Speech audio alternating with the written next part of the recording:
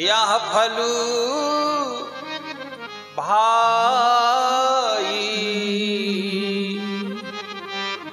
भजिय राम सब काम बिहाई।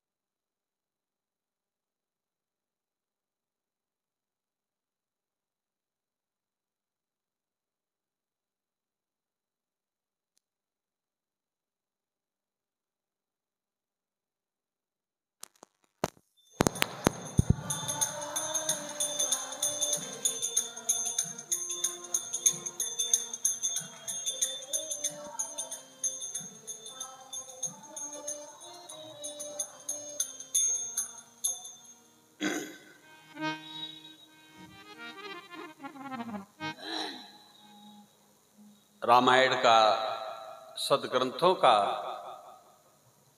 मानव कल्याण करने का ही उद्देश्य है। मानव शरीर के द्वारा हम चतुर्थ वर्ग पुरुषार्थ की प्राप्ति करें, कर्म भी करते रहें। श्रीमद् भागवत ऐसा नहीं कहते कि घर द्वार परिवार सब छोड़ के जंगल में चले जाओ। ब्रजवासियों ने गृहस्थ में ही रह करके अखिल कोटि ब्रह्मांड नायक परात्पर ब्रह्म भगवान श्री कृष्ण को अपनी गलियों में खेलते हुए देखा। इन यादवों के यहां भगवान ने न जाने इन यादवों ने कितना पुण्य और तप किया होगा। उनकी गलियों में खेले खाए बड़े हुए, माखन की जूठी रोटी खाकर के धन्यता को प्राप्त हुई। ये सभी तो चार जो हमारे मुख्य कार्य हैं उनको हमें ध्यान में रखते हुए कथाओं की ओर हमेशा जागृत होकर रहना है। साधन धाम मोक्ष कर द्वारा, जब ऐसा तुम्हें सुयोग मिला, सत्संगति का भी योग मिला, फिर मत कहना कुछ कर न सके। मनुष्यों में, हम लोगों में एक रोग है। हर काम को करते रहने के बाद भगवान के लिए यही सोचते अभी समय बहुत है। मेरे भाई बहन, ऐसा सोचते सोचते कई जन्म चले गए, अनेक योनियों में, नारकी योनियों में भटकते रहे। हर काम को बाद में करना, पहले भगवत कार्य में लगे हम।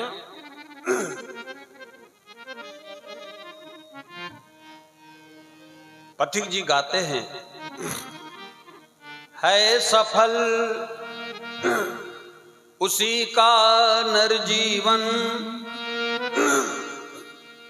जो रहता जग में त्यागी बन, जिसने जीता है अपना मन,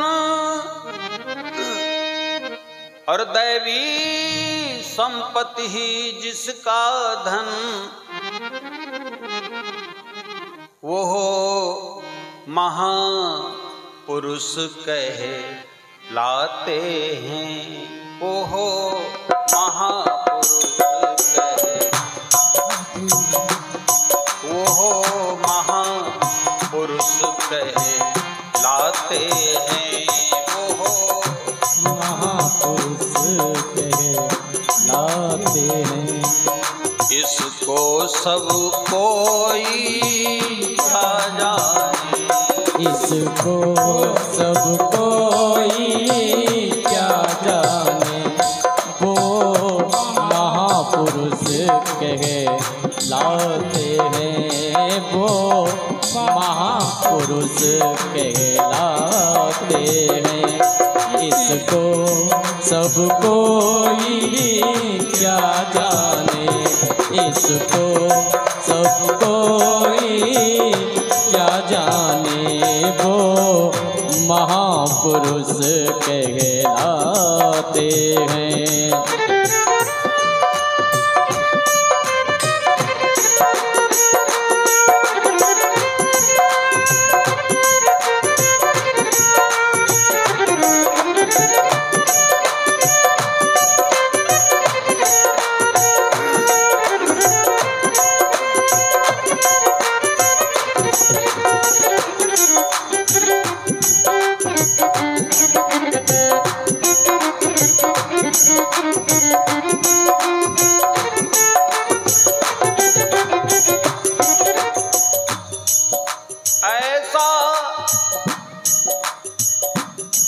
कोई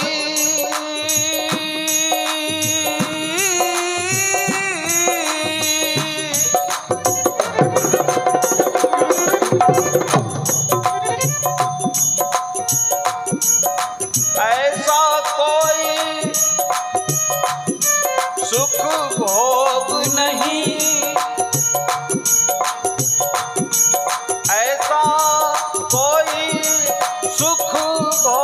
नहीं,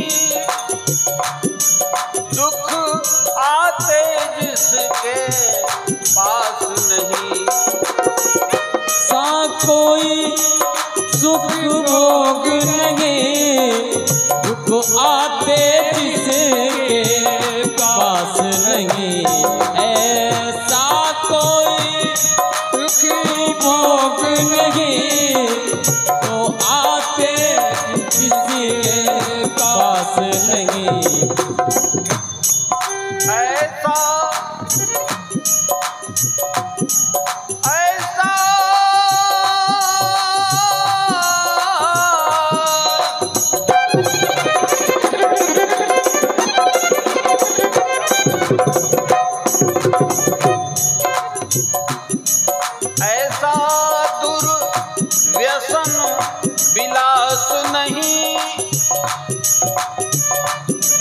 जिसके पीछे दुख रोग नहीं, और भोगी बन सब पछताते हैं। क्या बात है, सब पछताते। अरे भोगी बन सब पछताते हैं। भोगी बन सब पछताते हैं। इसको सब कोई क्या जाने, भोगी बन सब पछताते हैं।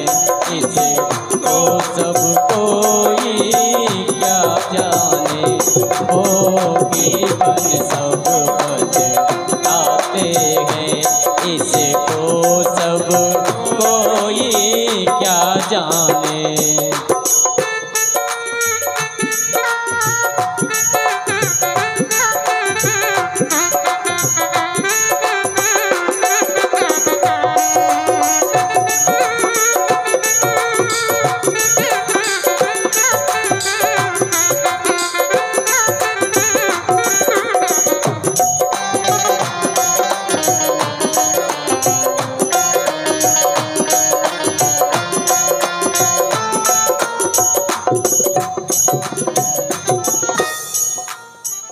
संतों ने जो गाया है वो अनुभूत होकर के गाया है।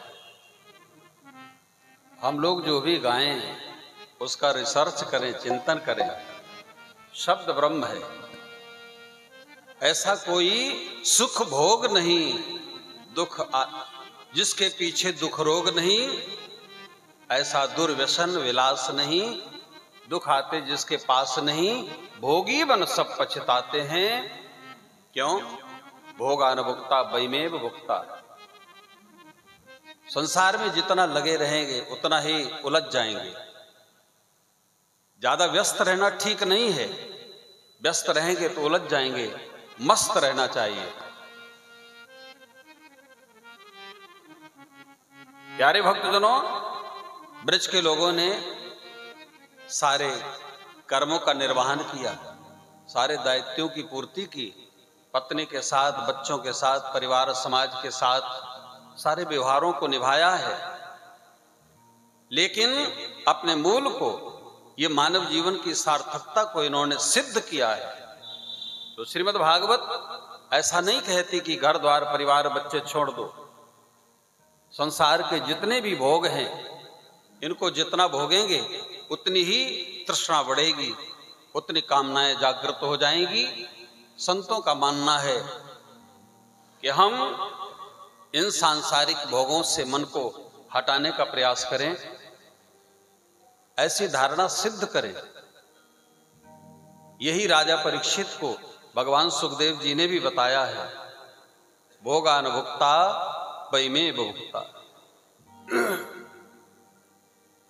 कोई भी भोग नहीं भोग सकता है। ये भोग ही हम सबको भोग रहे हैं। बाल्यकाल से जवानी, जवानी से बुढ़ापा, बुढ़ापा से मृत्यु। लेकिन हम लोग उल्टा समझ बैठे कि फला आदमी तो बहुत सुख भोग रहा है, गाड़ी है, बंगला है, सुंदर बच्चे हैं, पत्नी है, बहुत माल खजाना है, वो सुख भोग रहा है। उस बड़े आदमी से भी बात करोगे, वो भी कहेगा कि बहुत दुखी हूं। इसलिए आप इसमें इतना नहीं फंसो कि निकलने में दिक्कत हो जाए। इतने फंसो, इतने उलझो कि निकलने में कोई तकलीफ न हो। ब्रजवासियों ने यही किया। ताई यही रिकी छोहरियां, छछियावर छाछ पे नाच नचावे। ऐसा तभी होगा आपके जीवन में जब सत्कर्म करेंगे। क्या सत्कर्म है, क्या कर्म है, इसका विचार करना पड़ेगा। ये कथाओं के द्वारा मिलता है। ये सत्संग के द्वारा हम सभी को प्राप्त होता है। बिना सत्संग के इसकी प्राप्ति दुर्लभ है। प्यारे भक्तजनों, एक संत ने बहुत सुंदर एक भजन दिया है। सत्संगति से प्यार करना सीखो जी, जीवन का उद्धार करना सीखो जी। सत्संगति से प्यार करना सीखो जी, जीवन का उद्धार करना सीखो जी। सत्संगत से प्यार करना सीखो जी, जीवन का उद्धार करना सीखो जी। सत्संगत से प्यार करना सीखो जी, जीवन का उद्धार करना सीखो जी।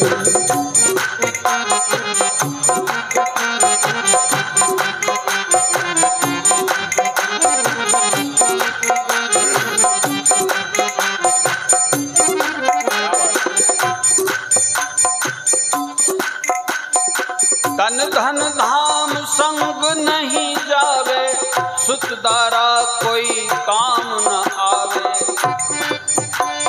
संग नहीं जावे, सुत दारा कछु काम न आवे।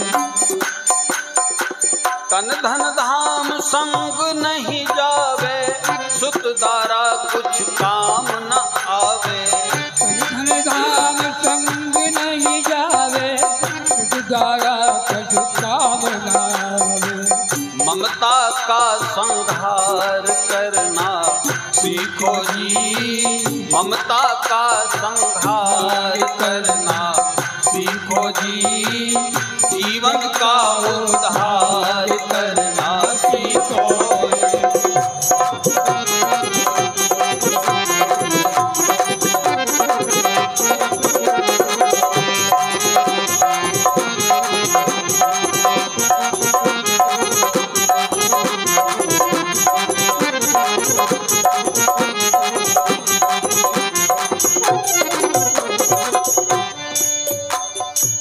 यह जगमोह नींद का सपना, नहीं कोई गैर नहीं कोई अपना।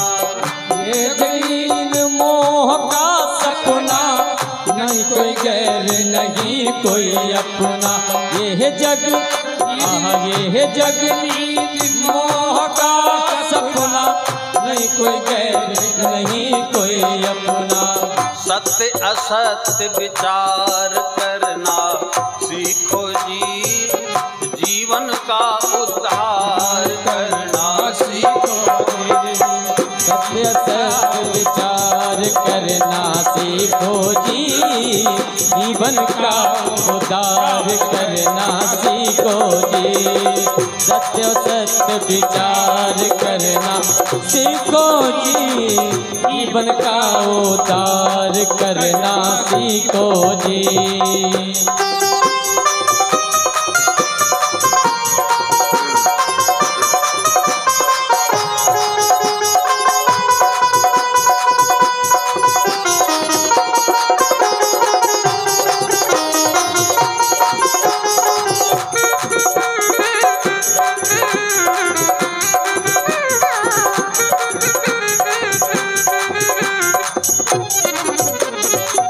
सत्संगति से प्यार करना सीखो जी, जीवन का उद्धार करना सीखो जी। सत्संगत से प्यार करना सीखो जी, जीवन का उद्धार करना सीखो जी।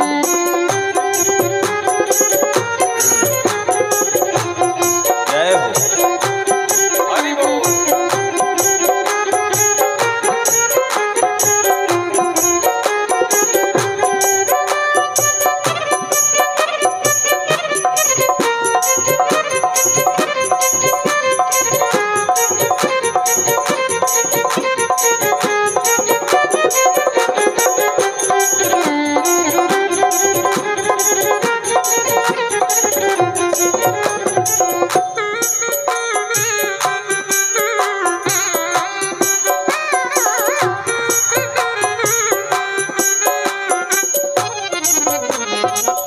हरि का भजन नित्य प्रति कीजय, अंतःकरण शुद्ध कर लीजय।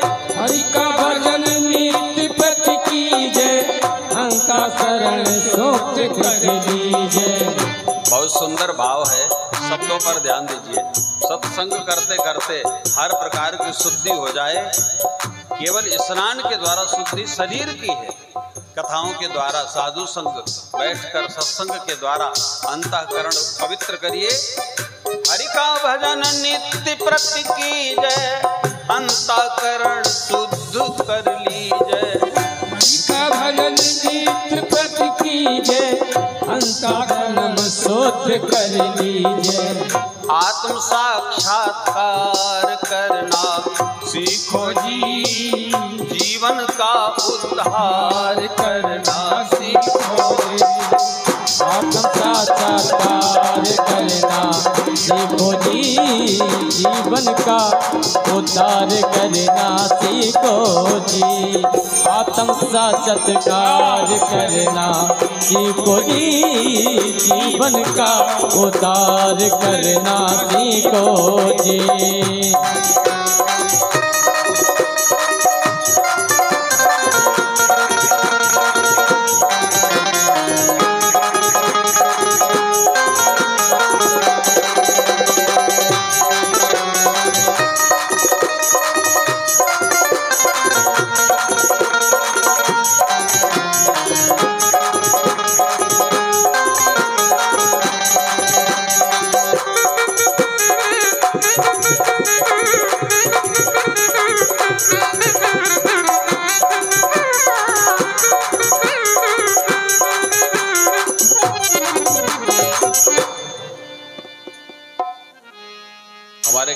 में 10 किलोमीटर की दूरी पर गंगा के किनारे एक बड़े ही तपोनिष्ठ महात्मा जी रहा करते थे। अब शरीर उनका पूर्ण हो गया। कल महाराज जी का पुण्यतिथि महोत्सव था, हम नहीं पहुंच पाए, तो झोपड़ी में रहा करते थे। और जब देह उनकी शांत हुई तब पता चला कि हाई कोर्ट इलाहाबाद में जज थे। आगरा लखनऊ एक्सप्रेस वे बिल्कुल जाम हो गया था, इतनी भीड़ थी दर्शन के लिए। अपने बाबा का भी जब ऐसा प्राण प्रयाण हुआ तो आपको पता है, ऐसे महापुरुषों का बड़ा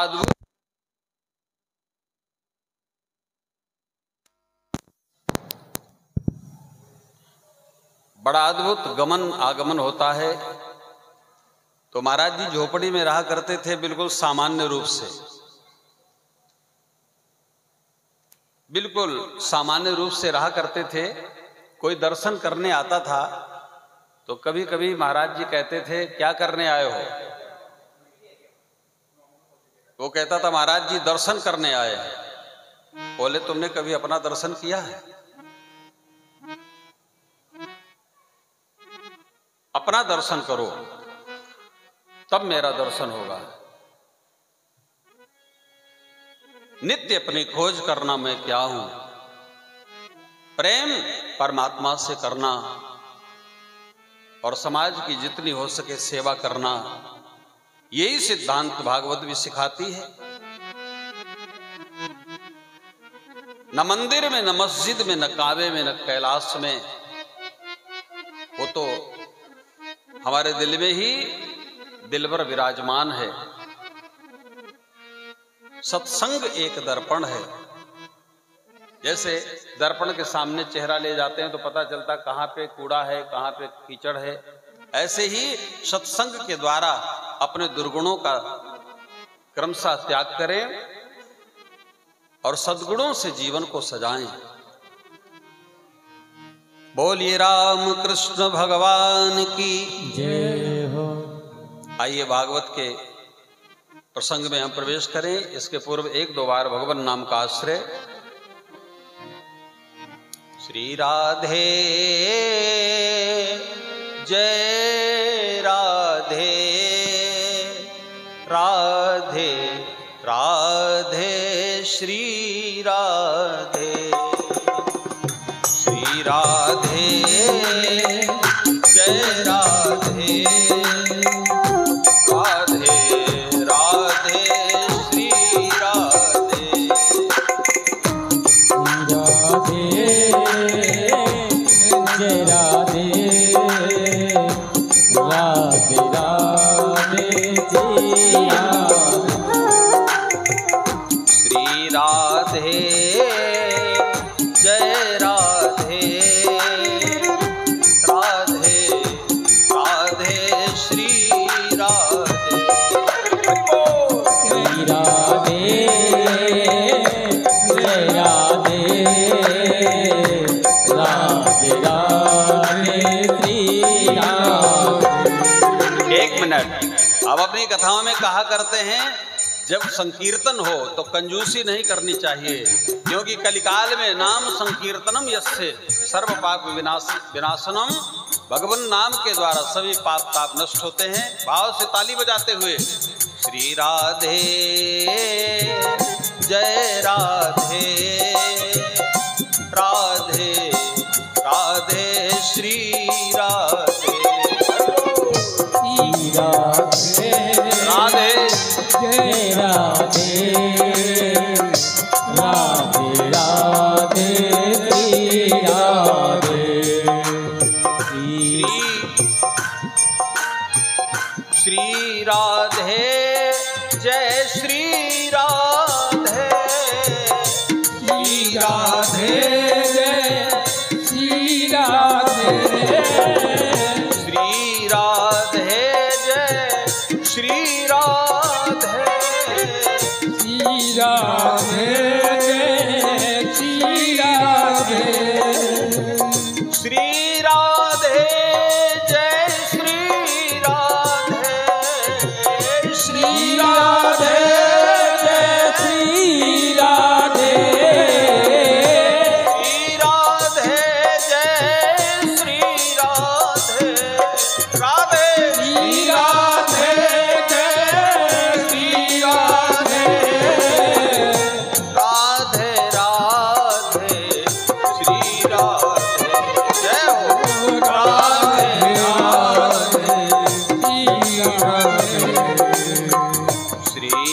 राधे जय राधे राधे राधे श्री राधे राधे श्री राधे राधे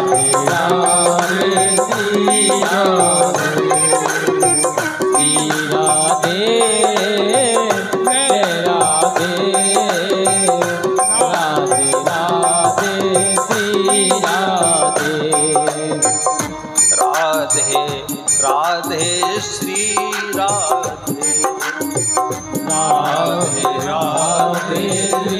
राधे राधे राधे श्री राधे राधे राधे श्री राधे राधे राधे श्री राधे राधे राधे बोलिए राधिका रमण सरकार की जय हो। बड़ा पावन कथानक प्रारंभ हुआ है। चक्रवर्ती सम्राट राजाधिराज दुनिया का प्रथम मानव जिसको इस कलिकाल में मुक्ति पद प्राप्त हुआ है, जब समाचार मिला चेतना को जागृत अगर कोई कर सकता है इस दुनिया में तो कोई साधु पुरुष ही कर सकता है, जिसकी चेतना में जागरण हुआ संत सद्गुरु और महापुरुषों के द्वारा हुआ। मीरा, सूर, कबीर, तुलसी, क्यों भाई, प्रहलाद, ध्रुव, जिसको भी भगवंत की उपलब्धि हुई संत के द्वारा हुई। वे बड़े भाग्यवान लोग हैं जिनको कोई भाव से भरा हुआ महापुरुष मिले और उसकी श्रद्धा उसके प्रति पूर्ण रूपेण समर्पित भाव से लग जाए, ये भगवत कृपा है। संत विशुद्ध मिलई परितेहि चितवई राम कृपा करि जेहि। आज इस कलिकाल में संत को ढूंढना समझना बड़ा मुश्किल है।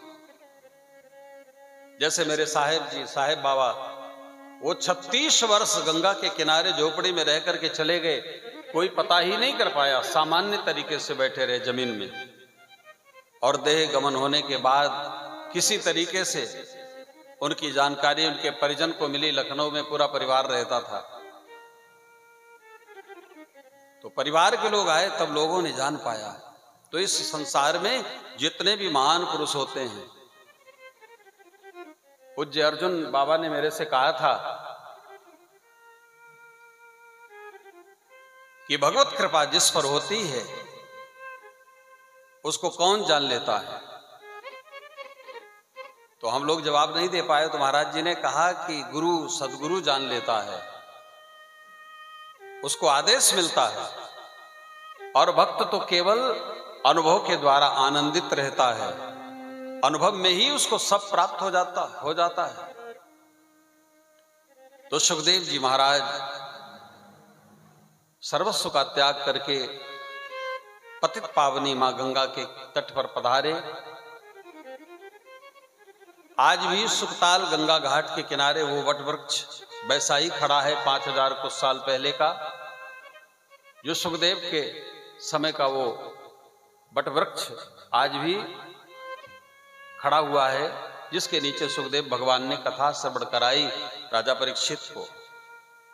निरंतर वहां कथाएं चलती रहती हैं, भागवत की कथाएं चलती रहती हैं। राजा परीक्षित ने क्या देखा, तम द्वष्ट वर्षम, 16 वर्ष की सुकुमार पाद, 16 वर्ष की जिनकी अवस्था है, चरण हाथ जंगा भुजाएं कंधे कपोल, अंग सभी सुकोमल हैं, बड़े बड़े नेत्र मनोहर, नासिका ऊंची, कान बराबर, सुंदर भौवें, मुख बड़ा ही शोभायमान हो रहा था। गला तो मानो सुंदर शंख ही मालूम पड़ रहा था। हंसली ढकी हुई, छाती चौड़ी, उभरी हुई नाभि भंवर के समान गहरी, उदार बड़ा ही सुंदर त्रिवेणी से युक्त था। बड़ा ही अद्भुत शरीर, अद्भुत दर्शन। दिव्य तेज को पाकर के सभी ऋषि मुनि महात्मा गण प्रणाम करते हैं। राजा परीक्षित ने भी प्रणाम किया। राजा परीक्षित ने अतिथि रूप से पधारे हुए सुखदेव जी को सिर झुकाकर साष्टांग प्रणाम किया, उनकी पूजा की। बच्चे लोग जो पागल समझ रहे थे, डेला मार रहे थे, पत्थर फेंक रहे थे, कांटे लगा रहे थे, वो सभी वापस लौट गए। राजा परीक्षित ने सुखदेव भगवान से प्रार्थना की, अहोवद्वयं ब्रह्मन् सत्सेव्या छत्रबंधवः। हे ब्रह्मस्वरूप भगवान, आपने मुझे बड़भागी बना दिया। एक ब्राह्मण ऋषि का मैंने अपमान किया, ब्रह्म ऋषि का अपमान करने के बाद में भी, क्षत्रिय होने के बाद में भी आपने मुझे संत समागम का अधिकारी बनाया। कृपा पूर्वक अतिथि रूप से पधारे हुए भगवान, आपने मुझे पवित्र कर दिया है। जैसे महात्माओं के दर्शन से, स्मरण से लोगों का मानस अंतःकरण पवित्र हो जाता है। हे महायोगिन, बड़ी करुणा, बड़ी कृपा की है आपने। राजा परीक्षित ने बार बार निवेदन किया, बार बार प्रार्थना की। भगवान सुखदेव जी ने कहा, राजन, अब तुम धैर्य धारण करो और धैर्य धारण करके तुम अपने मन को भगवान श्री हरि के चरणों में लगाने का प्रयत्न करो। कोई साधु सामने वाले साधक से कह दे कि जा तेरा कल्याण है, तत्काल समस्त विकृतियां, समस्त दुर्गुण, समस्त पाप ताप उसके जलकर राख हो जाते हैं। गोस्वामी जी ने रामचरितमानस में गुरु वंदना की, आप लोगों ने मानस में पढ़ा होगा। बंदऊ गुरु पद पदुम परागा, वंदऊ गुरु पद पदुम परागा, सुरुचि सुवास सरस अनुरागा, सुरुचि सुवास सरस अनुरागा, दलन मोहतम सोस प्रकाशु, दलन मोहतम सोस प्रकाशु, बड़े भाग्य आ वही ऊर्जा, बड़े भाग्य वही ऊर्जा, बड़े भाग्य वही ऊर्जा, बड़े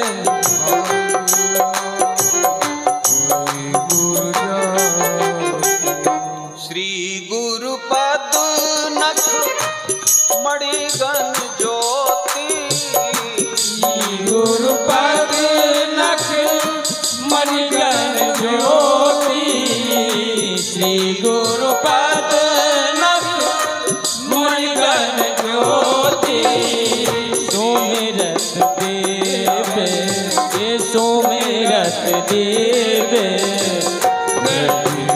होगी सुमिरत देवे दर्द की होती, सुमिरत देवे दर्द की होती। बहुत समझने का विषय है। कई लोगों ने महान तपस्वी संतों का दर्शन पाया, जीवन में कोई क्रांति नहीं ला सके। या तो सुमिरन में कमी है या समझने में कमी है। गोस्वामी जी के दर्शन में गुरु की वंदना बड़ी विलक्षण है।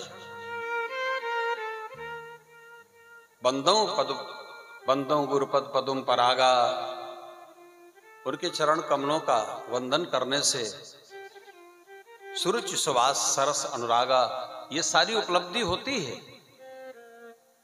मोह मिट जाता है। दलन मोह तम सो प्रकाशु, बड़े भाग्य आवै। कोई भाग्यवान, कोई समर्पित साधक, उसका मोह मिट जाता है। दलन मोह तम सो प्रकाशु, अंधकार से प्रकाश की ओर पहुंच जाता है। लेकिन मोह से भी बड़ा है महामोह, जो जन्म जन्म से पीछा कर रहा है। वो महामोह कैसे मिटे? महामोह तम पुंज, और थोड़ा नहीं उसका ढेर बड़ा है, वो कैसे मिटता है? तो पूज्यपाद बाबा बोले, जासु वचन रवि करने कर। कोई ऐसा तपोनिष्ठ साधु सदगुरु अपनी वाणी से कह दे कि जा तेरा कल्याण है। पहले तो जो महापुरुष होते हैं वो शिष्य जल्दी बनाते नहीं। अब कलिकाल में क्या हो रहा, आलोचना निंदा नहीं है। प्यारे भक्तजनों, ऐसा कोई महापुरुष अपनी वाणी से कह दे कि जा तेरा कल्याण, उसी का कल्याण होता है जिस पर सद्गुरु कृपा करते, जिसकी समर्पण भक्ति सत प्रतिशत भाव से उतरती है, उसी के जीवन में ऐसी अवस्था प्राप्त होती है। राजा परीक्षित पूर्ण रूपेण समर्पित हो गए। उनको मालूम है 7वें दिन मरना है। मृत्यु को हर रोज याद रखना है। भाई मरना तो पड़ेगा ही, जो भी यहां आया है सभी को मरना पड़ेगा। तो राजा परीक्षित ने भगवान सुखदेव जी से 2 प्रश्न किए कि भगवान, जीव की मृत्यु निकट आ जाए तो क्या करना चाहिए, और दूसरा प्रश्न किया है मन का मैल कैसे दूर किया जाए। ये मन अनेक जन्मों से मैला है। कबीर बाबा भी कहते। 2 लाइन जरा देखिए, क्या रहस्युक्त इनका भाव भीतर से निकला है। मैली चादर ओढ़ के कैसे द्वार तिहारे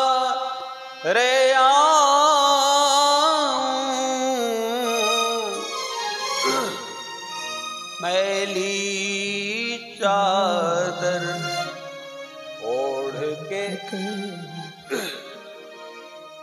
मैली चादर ओढ़ के कैसे, मैली चादर ओढ़ के कैसे द्वार तुम्हारे आओ, द्वार तुम्हारे आओ।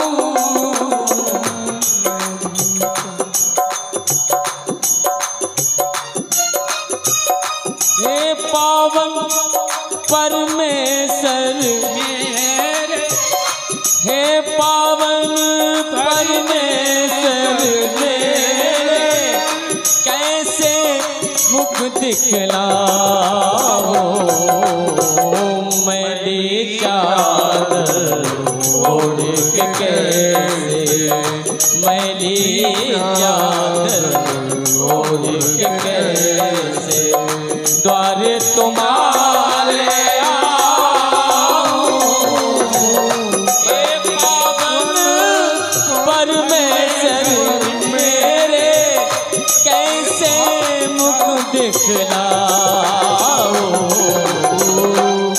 मैली चादर ओढ़ के कैसे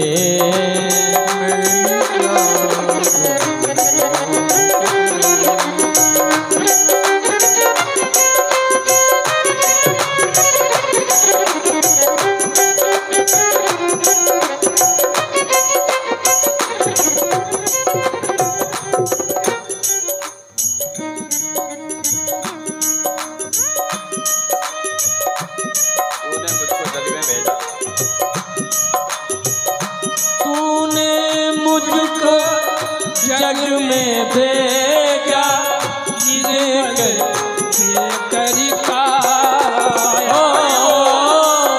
तूने मुझको जग में भेजा देकर सुंदर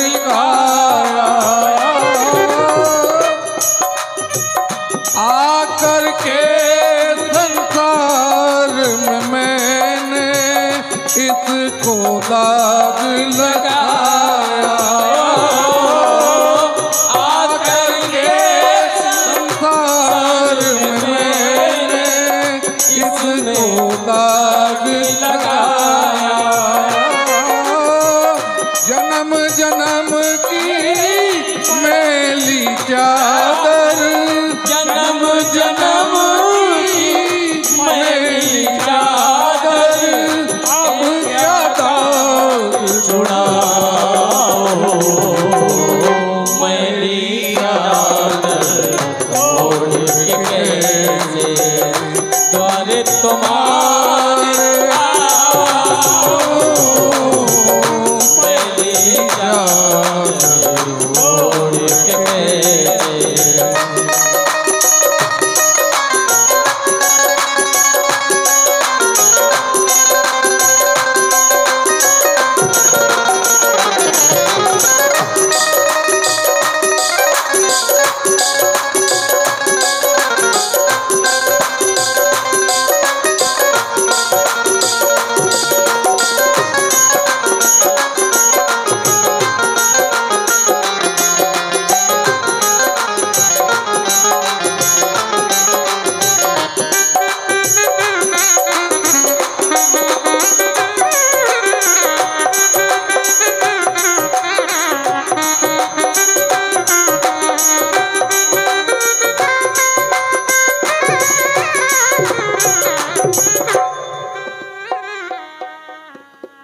राजा परीक्षित ने कहा, भगवान यथा संधार्यते ब्रह्मन्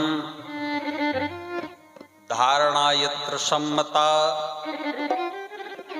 यादृशी वा हरे दास पुरुषस्य मनोमलम्।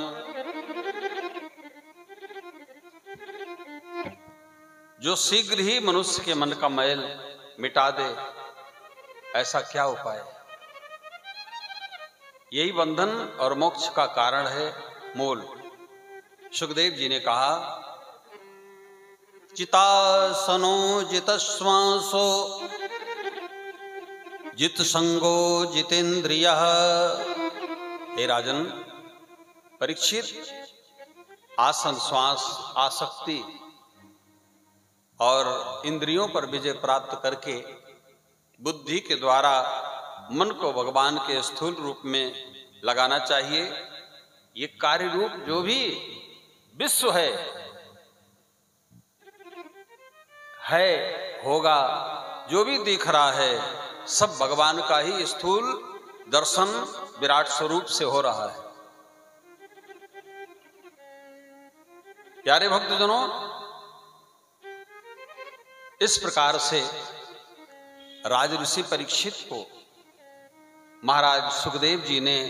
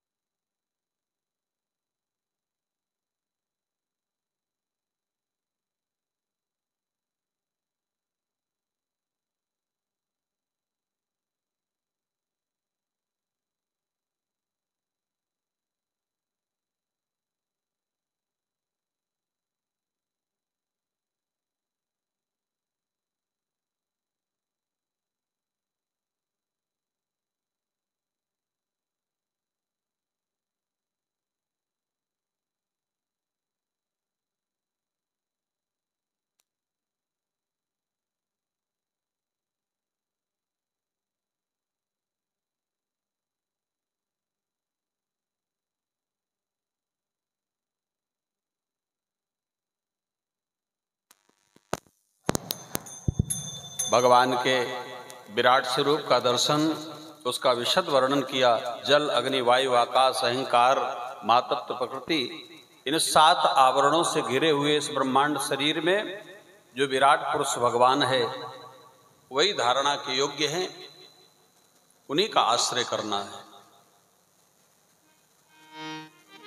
तत्व पुरुष, तात्विक जो साधक हैं, उसी का मनन और चिंतन करते हैं। पाताल विराट पुरुष के तलवे हैं। इस तरीके से विराट पुरुष का विस्तार से वर्णन किया। ब्राह्मण मुख, क्षत्रिय भुजाएं, वैश्य जंगाएं और शूद्र विराट पुरुष के चरण हैं, आदि आदि। ये संक्षिप्त भाव से कथा विस्तृत की। देखिए, कथाओं का क्रम है कि तृतीय दिवस प्रहलाद चरित्र तक होना चाहिए, जो राधा बिहारी भगवान सरकार के चरणों में कथा भाव रूप में हो जाए। शेष तो हमारे पूज्य आचार्य जी बहुत ही भाव से पारायण को पाठ के द्वारा कर ही रहे हैं। जब पाठ सही विधि से होता है तो मुझे चिंता नहीं रहती कि कोई गलती हो जाएगी। व्यासपीठ पर बैठकर कोई गलती हो या यजमान के यहाँ कोई भी हम कंजूसी करें तो उसका परिणाम मुझे भोगना पड़ता है। मेरे महाराज जी ने कहा था, कई कई जगह पाठ लोग करवा ही नहीं पाते क्योंकि आचार्य की दक्षिणा बहुत होती, इसलिए। लेकिन यहाँ तो मुझे बड़ा हर्ष है, इस क्षेत्र में हमारे आदरणीय देवगण जो हैं, विप्रबंधु, वो बड़ी श्रद्धा और भाव से ये सारा कार्य अपना संभाल रहे हैं। हमारे मुख्य मनोरथी पंडित दीनदयाल जी की यही धारणा मुझे प्रतीत हुई है कि सभी का कल्याण हो। मैंने पूछा, यजमान कौन है? बोले सब लोग हैं। ऐसा भाव सभी में नहीं आता है। मेरी समझ से आपने पूज्य मुरारी बापू के इस भजन को आत्मसात किया है। हो सभी का भला, हो सभी का भला, ये करो कामना, मैली होने न पावे कोई भावना, मैली होने न पावे कोई भावना, मैली होने न पावे कोई भावना। हो सभी का भला, हो सभी का भला, ये करो कामना, मैली होने न पावे कोई भावना, मैली होने न पावे कोई भावना।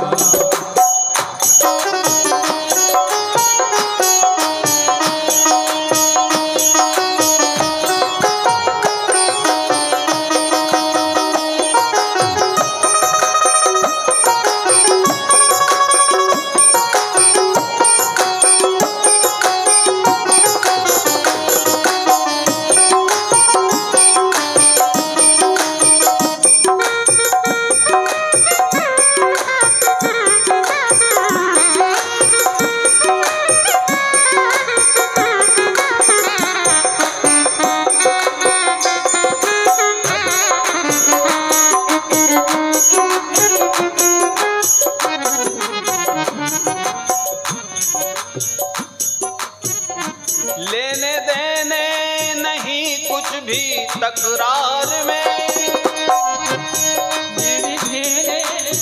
नहीं कुछ तकरार में, प्यार के ही सदा, प्यार के ही सदा फूल खिलाते रहो, जीवन संगीत है स्वर सजाते रहो, जीवन संगीत है स्वर सजाते रहो, जीवन संगीत है स्वर सजाते रहो। हो सभी का भला, हो सभी का भला, ये करो कामना, हो सभी का भला, ये करो कामना, मैली होने न पावे कोई, मैली होने न पावे कोई भावना, मैली होने न पावे कोई भावना।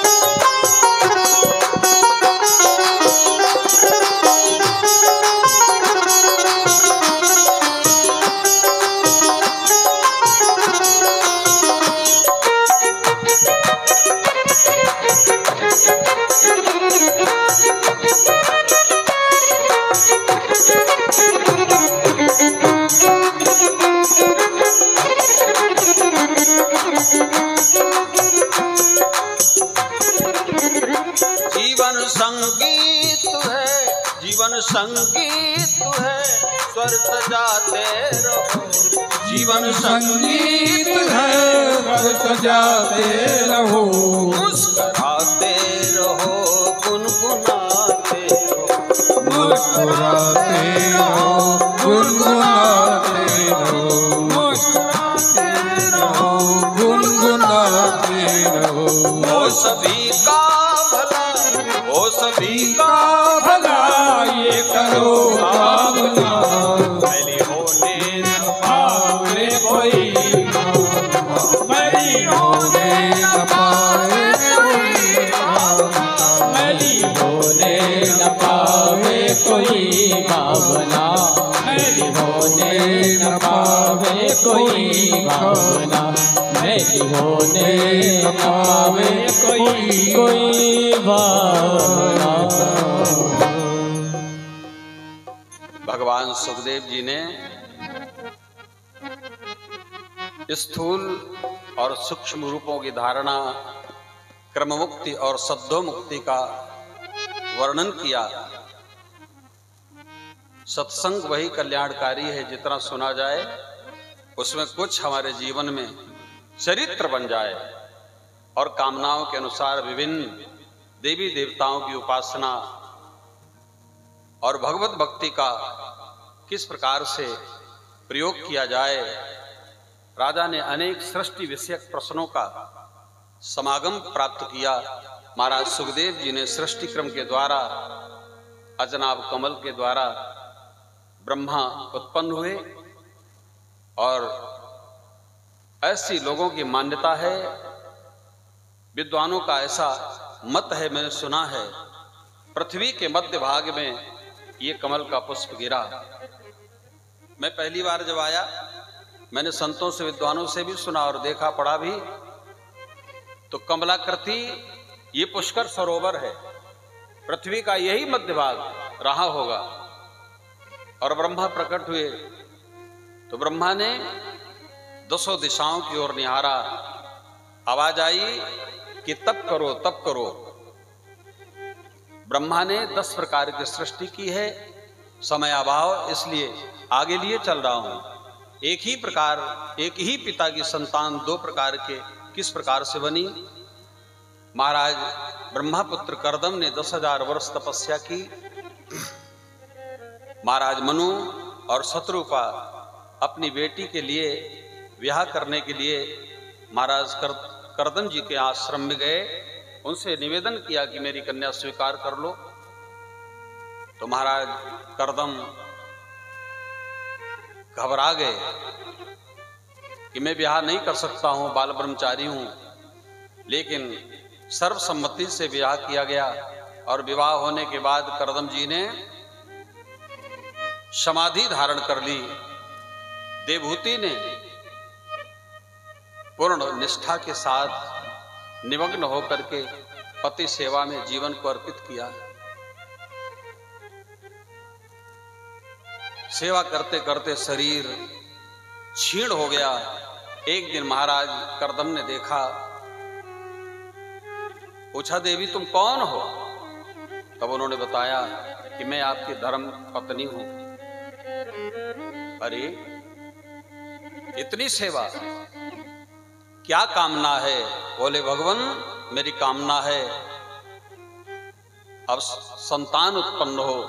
तो महाराज ने इशारा किया कि जाओ उस बिंदु सरोवर में स्नान करो जो गुजरात प्रदेश में है, बिंदुसर।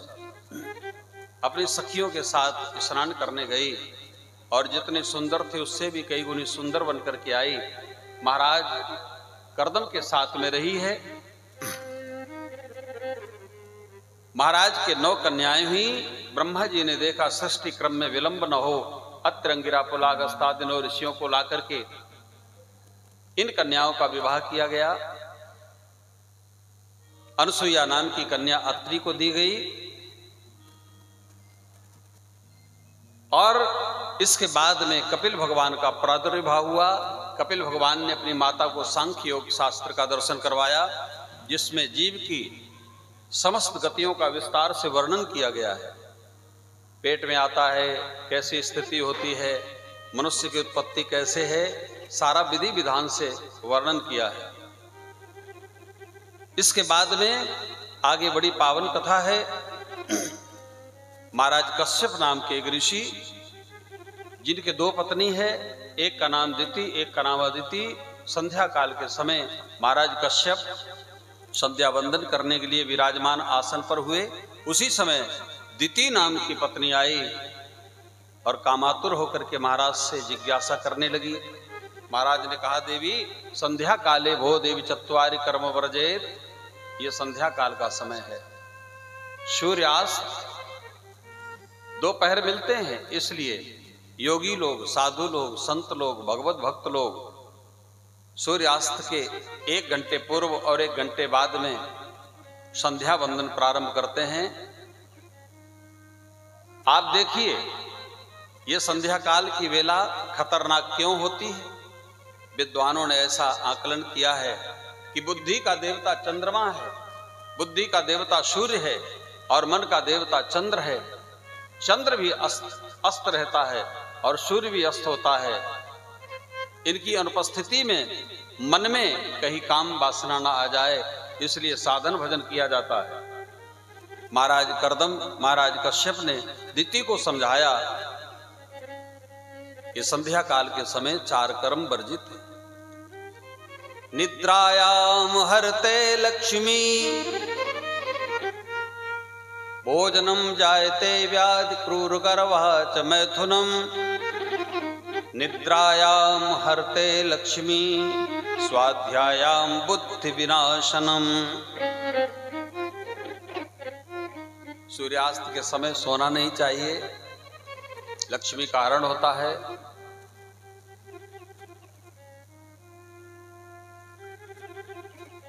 भोजन करने से व्याधि लगती है।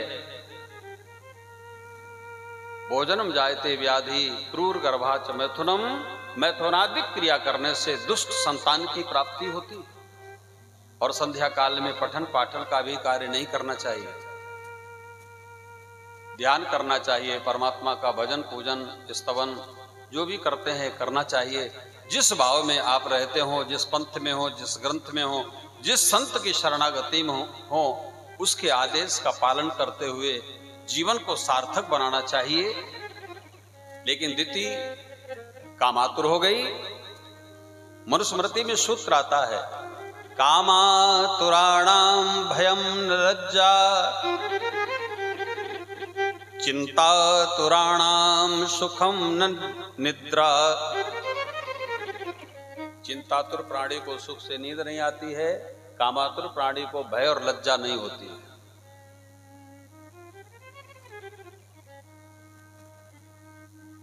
प्यारे भक्तजनों, 20-25 साल के पहले की घटना आपको याद होगा कि 25 साल पहले लोग कैसे थे, माताएं बहनें कैसे थी, कितनी मर्यादा में।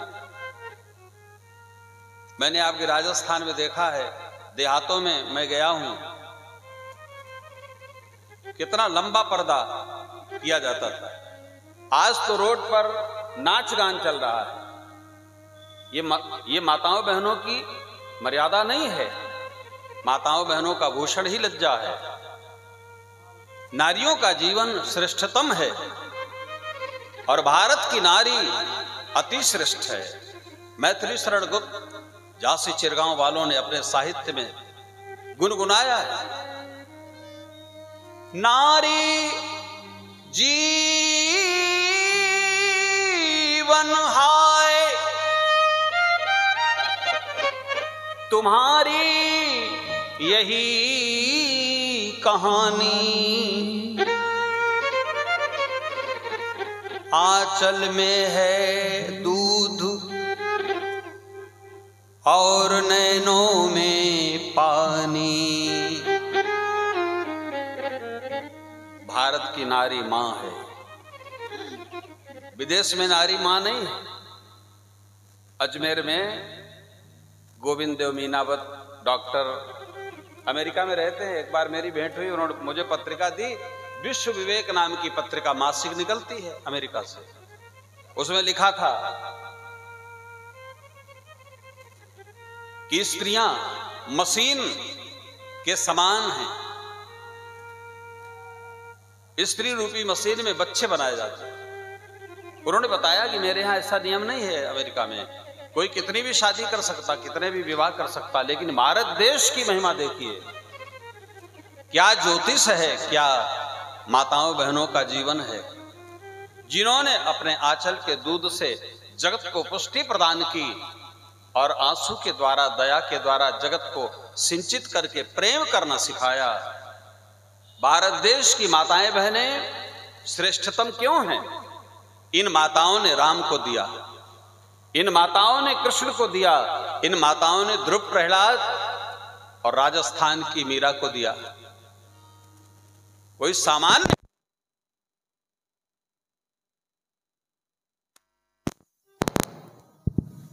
मीरा, सूर, कबीर, तुलसी, गुरु नानक, भगवान बुद्ध, जितने भी महापुरुष हुए, इन सबको पृथ्वी पर उतारने की अगर सामर्थ्य है तो माताओं बहनों में। अरे और तो और, अनुसुईया ने ब्रह्मा विष्णु महेश तीनों को पृथ्वी पर उतार दिया। भारत की मां कोई सामान्य स्त्री नहीं। भारत की माताओं बहनों की मर्यादा और सम्मान वेद की भांति किया जाना चाहिए। भारत की नारी दुर्गा है, भारत की नारी मदालसा है।